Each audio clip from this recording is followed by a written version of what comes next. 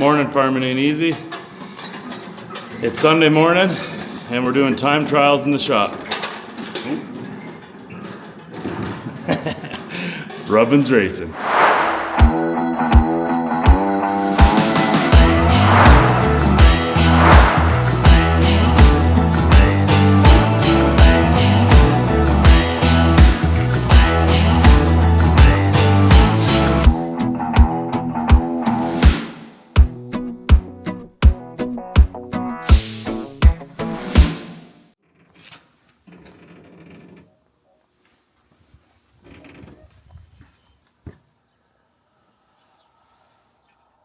Hey guys, so one of the things we're going to be doing to this fast track amongst several projects here to just finally get her dialed into spring is we're actually going to be rotating these tires. We found that the fronts are wearing a little bit differently than the back, and obviously they're a very expensive high-speed tractor tire because of the speed requirement for them, so they're very pricey. So wheel assist typically have different size tires front and back, but fast track, same size all around.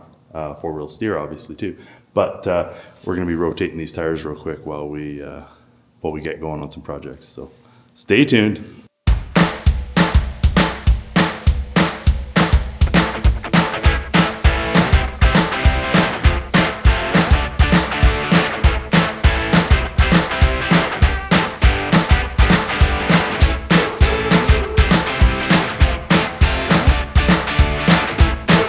Well guys, on a little bit of a goose chase here now with this oil, I'm feeling quite wasteful changing this. I've never actually seen such clean oil come out of something, especially gear oil in a hub or planetary. So you know, it's coming up to dew. I don't want this to be due during spring seeding. We're going to be relying on this tractor extra heavy this year to pull the new drill. There's a few reasons why this tractor just can't be down for maintenance during the season. So I'm gonna do this a couple hundred hours ahead of when it's due. But it's a shame to see such clean oil come out. I don't know what everyone else runs, but you know, we're running a Mobil 1 75 140 gear oil, which is the spec that JCB requires for this machine. And check this out. So I am going to send, just for fun, I'm going to send a sample to the lab for analysis because I'm super curious. But just to show you how clean this is, I've got a couple clear old Coke bottles, and I'm going to just show you guys the color of this. So I'll take a sample, obviously, of the used oil, and then I'll throw some new oil in another container, and we'll look at them. It's hard pressed to tell the difference here. I don't know if I caught this in that other clip, but as you can see, it's clean. But the magnet on the plug didn't even really have a smear of any grime or filings on the plug. So obviously magnets are there to do the job and catch filings and debris going through, but we will just be happy that the inside of these planetaries is in such good condition.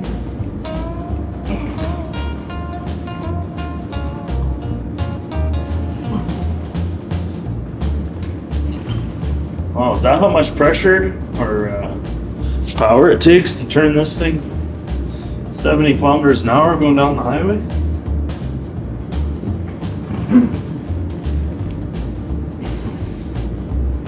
That's level enough, wouldn't you say?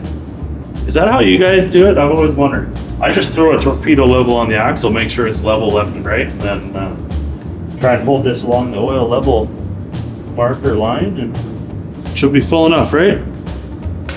Obviously not going to make you guys watch every other of these four wheels. You got the gist of it, and why we're doing it, and why we are going to be believers in that synthetic oil, because if it's not breaking down under that much use, you got to have faith in the components inside are also in good shape. That's what we're doing. I don't think you'll ever see us ever put 80/90 in a hub or a planetary system ever again. So I hope I have enough oil.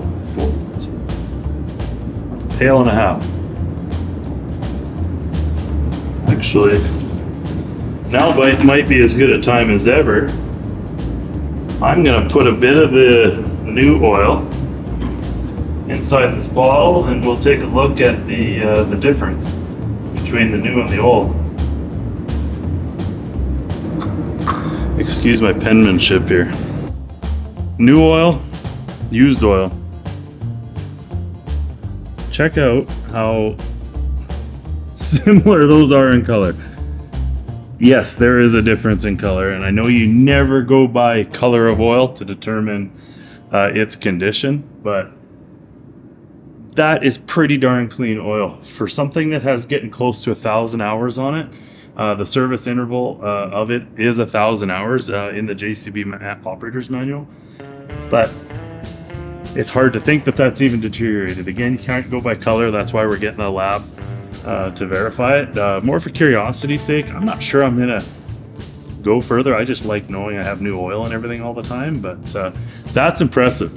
It pays a little bit of homage to using a good quality oil, because it just doesn't break down. It doesn't even get dirty, let alone good machining, because I'm sure the quality of the bearings and gears in different factories come out of different qualities, and well, there was hardly any filings on the magnetic plug. So there it is, guys. Check that. Anyways, back to work.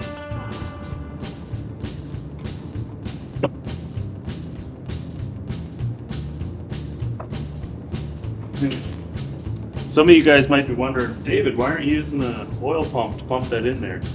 We do have a couple different pumps, but the reason I'm not pouring this into our pump is a couple reasons. A, the pump system that we have is a container, but it has to be cleaned out. And I currently have been using it on ATF, so automatic transmission fluid. I've been changing transmission oils in a couple of our vehicles. I have one more vehicle to do. So to do a full clean out on the pump system, just to come do this and then do another clean out to go back to ATF to do that last vehicle, probably isn't worth it. Yes, this is going to take me quite a bit more time to pour in and fill, but that's okay. Cleaning out that container to go back and forth, that's a lot of work. A contamination issue too. I'm not familiar with what synthetics can be blended together and what gear oil's compatibility would be to ATF. So I'm just not even going to chance it and just pour this in a little manually and kicking it old school. I know this synthetic gear oil doesn't take long to funnel, but as I wait here, all I can think about is how hungry I am. Big boy's got to eat. It's lunchtime. Going up to the house. All right, back from running to town. Had to grab a couple things, but I wanted to just ask. I think I just had a little heart attack, and it wasn't because of the cheeseburger I ate. You guys have seen the 3/4 ton truck that I drive as a farm truck. Obviously we store fuel here at the farm, and I have a luxury of being able to fill up here. It's pretty convenient, and you don't really pay attention to how much fuel costs per little fill on a truck like that. Obviously, you know, when you get the big bills from your fuel suppliers and such, you know, they're big bills. You pay them whenever they come in and whenever you have to, and you don't really think how much it costs to fill up your truck. Anyway, long story short, we're out of fuel here on the farm right now. I had to fuel up for the first time in a very long time at a gas station, and so put just clear fuel in my truck. I was completely floored. I know inflation and everything, you hear people complain. I just filled up a truck that has a 135 liter tank, and it costs almost $200 to fill that truck. I realize prices are expensive, but holy crap, it puts it into perspective how much everything has gotten to cost. It doesn't matter if it's a tractor, an implement, oil, like it doesn't matter what it is in the world. Costs have gone insane. It's a pickup truck with a little small fuel tank. This tractor is gonna cost $700, $800 to fill now at that price per liter or by gallon. It's just insane. So anyways, I couldn't believe the price, and I'm not trying to ramble on here, but holy cow, I was completely shocked that that little pickup truck was almost $200 to fill. What's this world coming to? Anyway, back to work. Let's get some oil in this thing. No, sorry, guess we're not back to work yet. I'm still rambling. Part of the reason I went to town was to grab a couple rattle cans of spray paint. $18, $19, $200 to fill the truck. It probably cost me $20 to drive 5 miles. I'm getting myself worked up here. Correct me if I'm wrong. This rattle can of paint 5 to 7 years ago was probably $7, $8. Why in the last 10 years has paint probably gone up 2.5 times? Why has fuel gone up however many times? I know we know the answer to that. I'm asking a question that I don't really want the answer to. Big tank. This spring is going to be expensive, and fuel prices are even down too. Anyway, rambling. Well, here I was looking after your guys' best interest. I didn't want to bore you guys with watching me put these wheels back on and torquing the lug nuts. Obviously pretty not entertaining. You know, like I said, it's snowing another foot. Winter isn't letting up, and we'll welcome that moisture. But now found out a couple other buddies are going to go sledding here tomorrow. So I'm going to be a little irresponsible, put this project on hold here while I shift gears. Actually, no pun intended. I did not mean to do that. But I'm going to shift gears into getting the snow bike ready to go. And I'm going to have one more irresponsible weekend out of the shop here and hit the mountains for what's probably going to be, well, I'll actually guarantee it is, the last snowmobile weekend. So it's happening. Hashtag irresponsible. You guys probably know this, but I think I got the best wife in the world, because this opportunity to go sledding here just came up, and she could sense I was a little hesitant to go, and then she reminded me it's almost April, and come April and the frosts come out of the ground after this last snowfall here probably starts melting. I'm not going to be around much in the next couple months. Well, I'll be around, but busy. So this is definitely one last little kick at the cat for some throttle therapy and enjoyment or entertainment. So do a quick oil change on the bike here and go sledding for the weekend. Hey guys, just wanted to do a quick shout out, say thank you for everyone that watched that last video, the crop planning 2024 video. That was a little bit of something different. We kind of wanted to make some content but didn't know how, so we thought we'd give that version, that style of video a try. And thank you for everybody that watched that video. Obviously, we're not trying to preach or educate anyone. We're just trying to share what it is that we're doing. And you know, some of these great ideas are probably a little crazy and far-fetched, but you know what? Some of them I'm just, well, curiosity's killing this cat, and some of these crops and some of these options I just want to try. I feel like if I went through my farming career without giving some of these opportunities a try, I'd probably regret it. And again, nothing ventured, nothing gained. So thank you everyone for that watched that last video. I know it was long. We could tell that actually a lot of people were not only just watching it but engaging in that video too. Thank you so much for all the feedback. There was a lot of direct messages and emails and things that came from that video saying how much some of you guys enjoyed it. So thank you so much for watching that video. If that's the kind of stuff you guys want to see, let us know. Continue to let us know. We're doing this channel for you guys, and well, we aim to please. Well, look at us go. We're doing it, Harry. I must say, I kind of like that about farming, and different walks of life may have similar opportunities as well, but I don't know. The sporadic nature of what life or your day has ahead of you, I kind of like sometimes not knowing. I know some people like to have their plans and have things planned out to a T, and I can respect that. And there's certain times where I like that, but you know what? I'm excited that this is where today took me. A little disappointed that I'm not going to quite get everything done that I wanted to on the tractor, but another foot of snow came, like I was saying, so why stick around home and drag on a project? I can hustle through that and get that finished in another afternoon. But the family's off doing horse stuff this weekend, and well, I'm going to get a little throttle therapy in. This will be good. I'm excited.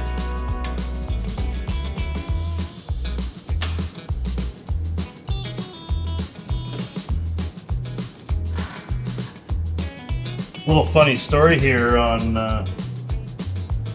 on changing oil on this dirt bike. I'm not sure if any of the other farmers watching or people watching are also into dirt bikes or any type of motorsport, but you know, a lot of the time there's a specific oil you got to use on dirt bikes and off-road vehicles and stuff like that. Part of the reason is that they're running in such harsh operating conditions. Hot, dusty, dirty, well, and then a snow bike or snowmobile, very cold operating conditions. The same oil that we were just putting in the JCB Fast Track, the Mobile Delvac Group 4 Synthetic 540, is actually backwards compatible to some gas engines and wet clutch applications. And we've been running the same oil that we run in our lawnmowers and farm equipment and pickup trucks, diesel pickup trucks. So that Mobile Delvac ESP 540, and we were told that actually we could run that on this dirt bike. I'm not saying go do this. This is just what I'm doing and what I feel comfortable in. But anyway, this bike now, I've got about 150 hours on it, and a buddy of mine's a motorcycle mechanic, and I sent the bike to him a few months ago to just check a few things because it's getting close to needing a new top end. And so I thought the valves were going to be out of adjustment, there's going to be some wear and tear, so I didn't say, tear right into it, but, take the head off and just check out what's going on in a compression test and stuff. And at 100, and it's just shy of 150 hours, the valves still did not need an adjustment. And he said everything looks really good. So it's kind of funny how a high-end diesel oil is working so well in this bike. And we run this in our ATVs, a lot of other gas engines, on augers. Our tender trailer has a Honda engine on a pump, running the hydraulic pump. It's on our water trailer, the transfer pump. We run this engine oil and everything, even if it is gas. And we've had really good success with it. Again, I'm not saying go do it. You be the own judge and look at what your engines take for certifications and stuff. Does anyone else know much about 3D printing? I bought this funnel. It's specific for the bike. It was 3D printed, and it works to thread into the inlet of the clutch cover. And as you can see, someone just engineered it or designed it, 3D modeled it, I guess you could say, to perfectly fit these Husqvarna and KTM bikes. Super clever for an inexpensive funnel. It's even got a vent hose in it, so you can really dump the oil in it and never make a mess. The problem is a couple years ago, I put an extended fuel tank on this bike, and now the funnel doesn't fit. It kind of hits the saddle tank, or the saddle of the tank. What was a pretty cool little deal now doesn't quite work the same as the whole. I'm playing it. Now we got some oil in her. We'll plate going through, check the level, throw the skid plate back on. It's supposed to be pretty cold tomorrow, so we'll throw the engine blanket on as well, and we're going riding.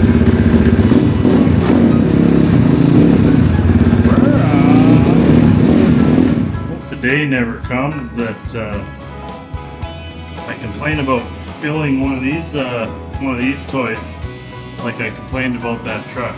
That was inappropriate of me to make you guys listen to that. I'm gonna need some throttle therapy here. Oh, I'm really sorry you guys had to see that. That was probably like $13 worth of fuel. My wife's gonna kill me.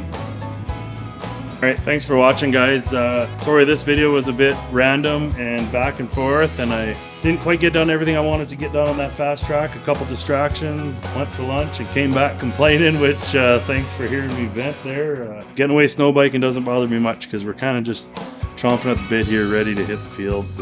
Once this snow melts, the frost, well, there's not much moisture in the soil, so there's not much frost because frozen ground needs moisture, and we have no moisture. The ground will be thawing quick, and we'll be in the field in the next video or two. So stay tuned, guys. We're itching to start working outside and pull some implements out in front of the shop and get everything, get those final boxes checked so everything's ready. But we're real close. We're 95, 98% ready. So thanks, guys, for watching. Stay tuned. Springs are coming.